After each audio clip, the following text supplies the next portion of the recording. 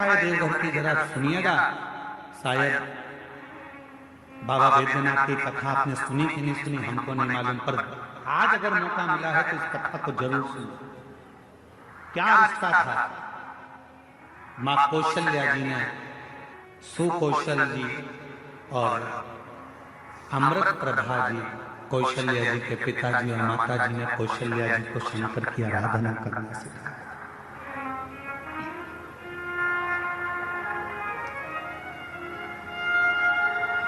कौशल्या मैया शिव जी की आराधना में भी कहते हैं, आनंद रामायण वर्णन करती है कि कौशल्या मैया एक मिनट भी शंकर की भक्ति के बिना रह नहीं पाती। भाव की इतनी शुद्धता थी मां कौशल्या जी की। फिर वही कहा था रावण ताव से शिव जी को भजता था और कौशल्या जी भगवान शंकर को भाव से भजती थी। भाव से। लेकिन रावण ने सभा बुलाई, सारे ग्रहों को बुलाया, सारे देवताओं को बुलाया। रावण की लंका में सभा लगी हुई है, बड़े बड़े देवता बैठे हुए, ग्रह बैठे, नाग, किन्नर, गंधर्व, अप्सरा, देवता, दानव सब उस सभा में बैठे हुए, सब उस सभा में बैठे हुए हैं। और उस सभा में चारों तरफ सब लोग बैठे हुए हैं। और उस सभा में लंकापति रावण ने ऊंची आवाज कर कहा कि बताओ मेरे प्राण कैसे छूटेंगे, मेरी मृत्यु कैसे होगी। बड़े बड़े विद्वान बैठे थे, बड़े बड़े सभासद बैठे थे, बहुत देवता, गंधर्व, किन्नर, अप्सरा, पशु पक्षी सब सभा में बैठे हैं।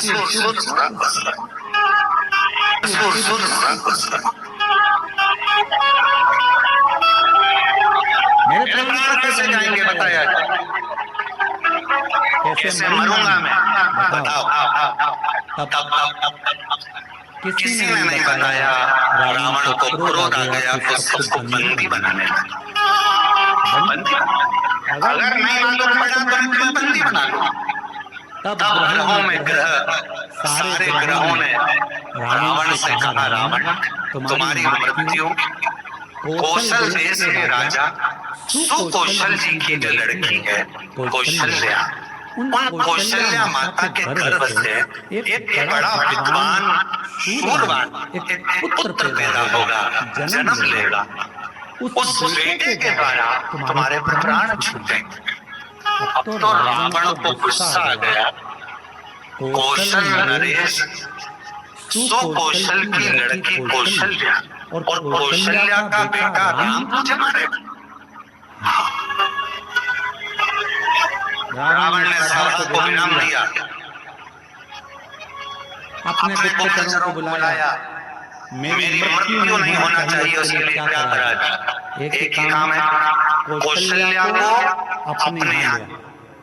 जब लंका में माता कौशल्या आ जाएगी, कौशल्या अगर लंका में पहुंच गई तो उसकी कोई संतान नहीं होगी, संतान नहीं होगी तो तुम मरोगे नहीं। रावण ने उस समय पर अपनी सेना तैयार कर कौशल राज्य में पहुंच गया और सुकौशल राजा के पास जाकर रावण ने हाथ जोड़कर प्रणाम किया। रावण उस समय पर शिव की आराधना नहीं करता। बाबा बैद्यनाथ की कथा चल रही है, थोड़ा सावधानी से सुनिए।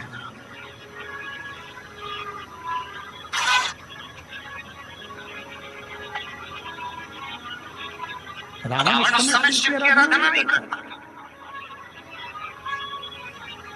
सुकौशल ने देखा कि लंका का राजा रावण आया है, बड़ा प्रबल वीर लंकेश, आइए कैसे आना हुआ।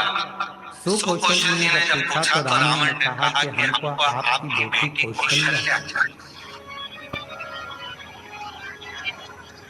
आप अपनी पुत्री कौशल्या को लंका ले जाने की आदेश दो। सुकौशल जी मुस्कुराकर बोले कि बेटी हमारी है, पर हमारी बेटी की आज्ञा के बिना हम कोई निर्णय नहीं ले सकते। कोई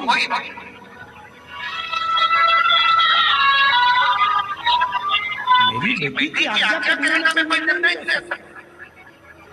विचार रावण ने पूछा तुम्हारी बेटी कहाँ है? सुकौशल जी बोले बस शंकर की भक्ति करती है तो अभी शिवालय से आ रही है। जो सामने से बेटी को आते हुए देखा तो कौशल्या इतनी सुंदर थी माता कौशल्या, इतनी सरल थी माता कौशल्या। शिव का जो भक्त होता है उसमें सहजता, सरलता, नम्रता अपने आप दिखती, उसको दिखाया नहीं। सरल शिव जैसा भोला, शंकर जैसा। लंकापति रावण ने कौशल्या जी को देखा तो कहा आप ही कौशल्या? सुकौशल जी की बेटी हो? हाँ, हम आपको लंका ले जाने के लिए। मुझे लंका? हाँ। कौशल्या जी कहने लगी मैं तो लंका नहीं जाऊँ, मैं लंका नहीं जाऊँ। रावण कहने लगा तुम मुझे जानती नहीं हो,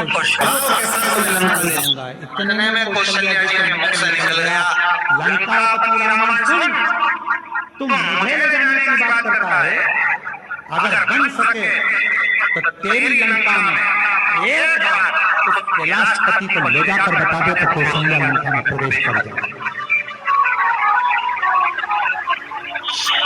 तो एक बार कैलाशपति को तेरी लंका में ले जाकर बता दे तो ये मां कौशल्या जी कर रही है कि ये कौशल्या तेरी लंका में प्रवेश कर जाएगी। रावण हंस कर बोला वो कैलाश पर रहने वाला शंकर, वो शंकर। अगर तुम बोलती कि विष्णु जी को लेकर जाओ तो बड़ी बात थी, तुम कहती कि ब्रह्मा जी को लेकर जाओ तो बड़ी बात थी, शंकर जी तो मैं भी उनको लेकर। और रावण गया देवदेव महादेव की आराधना में बैठ गया, साधना में बैठ गया। शिव जी प्रसन्न हुए। अब बताओ भाव में बैठा था कि काव में बैठा था? भाव में नहीं बैठा ना, काय में बैठा था? काव में। अब मैं ले जाकर लग गया रावण पीछे। शंकर भगवान प्रसन्न नहीं हुए, तब रावण को लगा कि ऐसे नहीं मानेंगे। रावण ने अपना शीश काट कर देना प्रारंभ कर दिया। 9 शीश कट गए रावण। 10वां शीश शिव जी सामने आकर खड़े हो। रावण क्या चाहिए तुझको? रावण कहता है बाबा मैं तुम्हें लेने आया हूं, तुम मेरे साथ लंका चलो।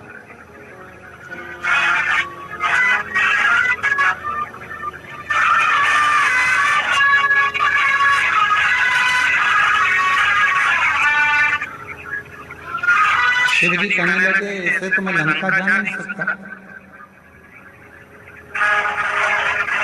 मैं लंका ऐसे जा नहीं सकता,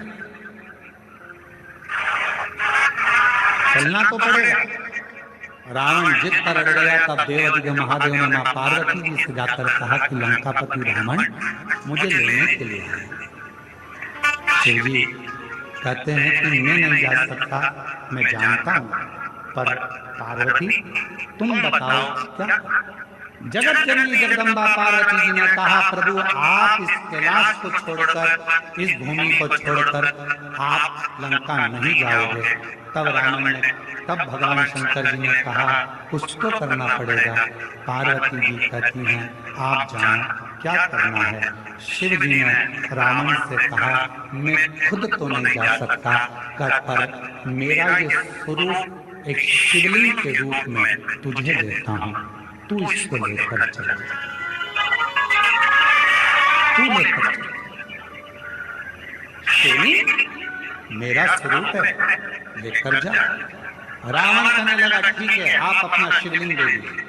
शंकर भगवान का प्रतिबिंब स्वरूप शिवलिंग शिव जी ने उठाकर रावण को दे दिया। रावण से कहा, सुन रावण, ये शिवलिंग तू जहां रख देगा उठने वाला नहीं, ले जा, ले जा। सूचना मिल गई मां पार्वती को सूचना मिल गई कि शिव जी एक लिंग की आकृति में रावण के साथ लंका गया। रावण के साथ लंका, पार्वती की आंखों से जल रहा। शिवजी ने पूछा, पार्वती तू रो रही है, तेरी आंखों में जल रहा? हाँ, क्यों? जो मेरे हृदय में विराजमान था वो आज शिवलिंग की आकृति धारण कर लंका गया। ये शिवलिंग तो मेरा दिल है, मेरे हृदय में शिवलिंग है, और तुम उसको लंका लिखे।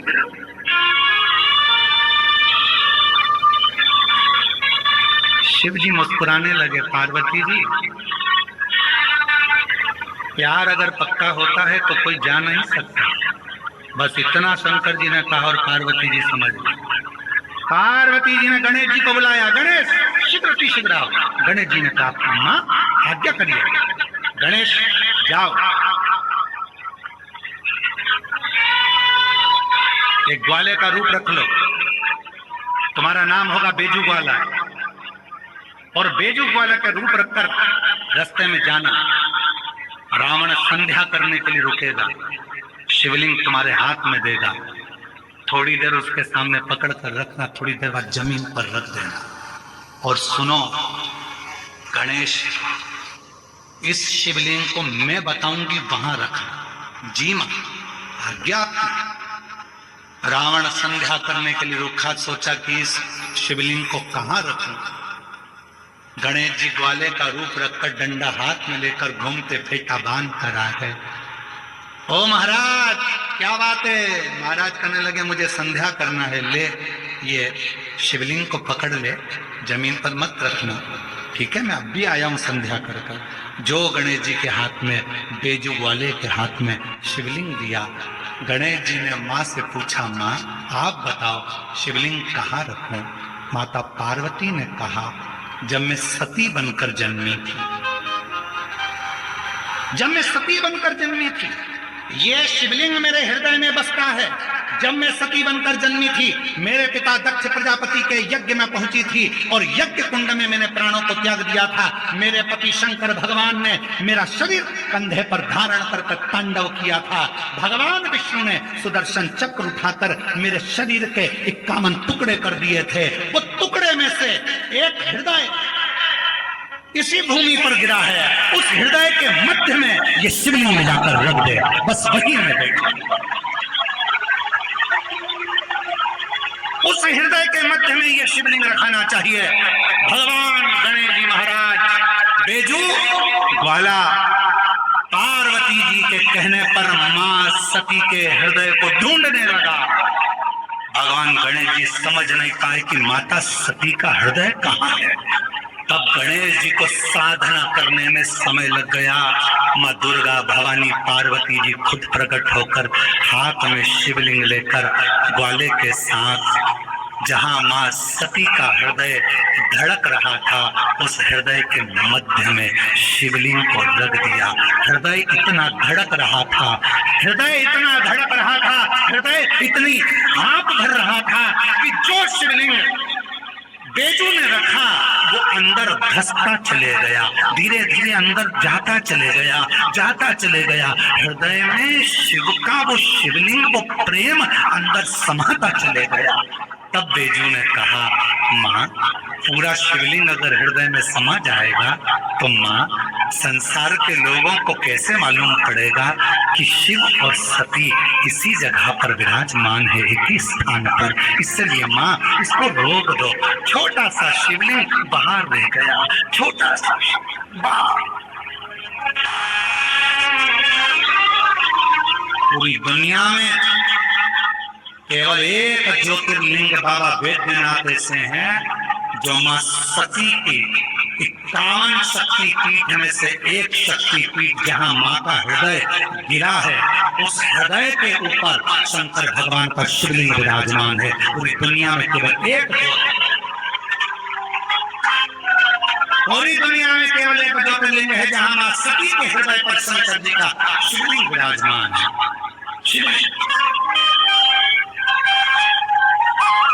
इसलिए इसको शक्तिपीठ है,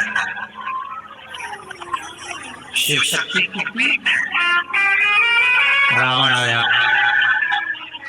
बैजू से पूछा क्यों? मैंने शिवलिंग दिया था, वो तो मैंने रख दिया, बहुत वजन था, उठ ही नहीं गया था। रावण को गुस्सा आया, मारने के लिए दौड़ा, बैजू बात है, बताओ तुमने मेरा शिवलिंग रख दिया। अब तो रावण को क्रोध आ गया, मतलब कौशल्या के गर्भ से बालक जन्मेगा और मुझे मारेगा, उससे पहले इस कौशल्या को तुमने कहीं ना कहीं छुपा दो। रावण गया, माया रची और कौशल नरेश की नगरी में प्रवेश कर सुकौशल राजा की राज्य में कौशल्या मैया तो सो रही थी और रावण ने उस कौशल्या मैया को उठा दिया। रावण ने कौशल्या मैया को उठाया, एक पेटी में बंद कर दिया। एक पेटी में बंद कर उस पेटी को किसी को पता न चले तो समुद्र में गया। समुद्र में जाकर एक बड़े महामत्स्य को देखा, बड़ी मछली को देखा और मत्स्य से कहा, मत्स्य मुख खोल। महामत्स्य ने मुख खोला, रावण ने उसने मुख में वो पेटी धर दी और मत्स्य से कहा तू समुद्र में घूमता रहे। ये कौशल्या किसी को मिलने वाली नहीं, इतनी मछलियों में कौन जानेगा कि कौन सी मछली के मुंह में कौशल्या जी। महामत्स्य जा रहा था, मछली जा रही थी, इतने में बड़ी, उससे भी बड़ी मछली महामत्स्य सामने आ गई। उससे उस मछली का झगड़ा होने लगा तो इस बड़ी मछली ने मुंह फाड़ते से कौशल्या जी की वो पेटी समुद्र में गिर गई। गिरते गिरते वो पेटी एक टापू पर पहुंच गई। उस टापू पर पहुंची जहां पर राजा दशरथ पार्थिव शिवलिंग का पूजन कर रहे थे और उनको वो पेटी दिखी। पेटी को खोला गया, सुंदर कन्या दिखी। पूछा तुम कौन हो? मैं कौशल राजा की बेटी हूँ। कौशल राजा के यहाँ कौशल्या को पहुँचाया। कौशल राजा ने अपनी बेटी कौशल्या का विवाह दशरथ जी के साथ कर दिया और तब राम